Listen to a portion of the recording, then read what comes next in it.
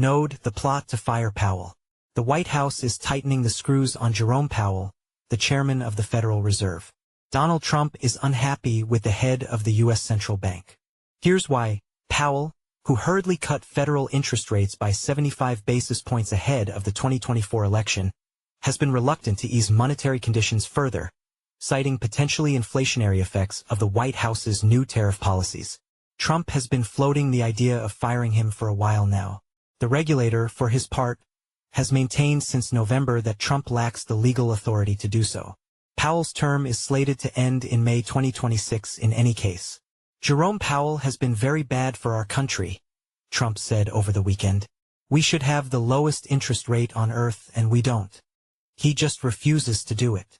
The coalition against Powell appears to be growing by the day. The director of the Federal Housing Finance Agency, FHFA, Bill Pulte, has accused the chairman of political bias and called for a congressional investigation into his leadership.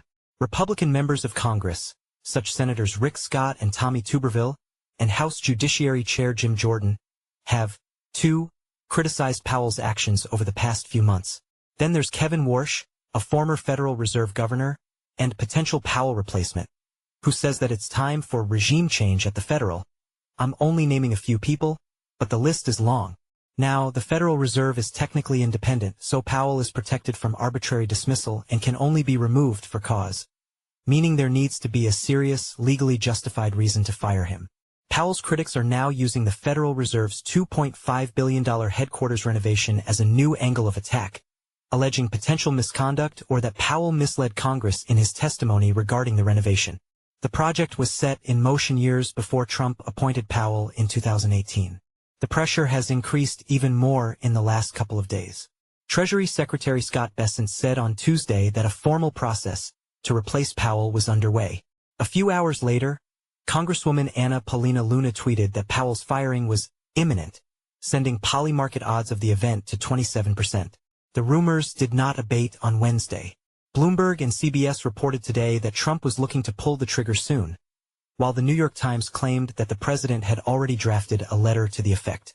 Trump, however, immediately said he wasn't planning on firing the Fed chairman, and even downplayed accusations of fraud about the $2.5 billion headquarters renovation. Where does that leave us?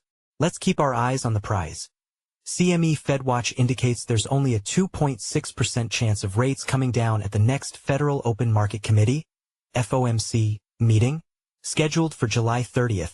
However, those odds jump to almost 60% for September. Tom writes about markets, Bitcoin mining, and crypto adoption in Latin America. He has a bachelor's degree in English literature from McGill University and can usually be found in Costa Rica. He holds BTC above CoinDesk's disclosure threshold of $1,000.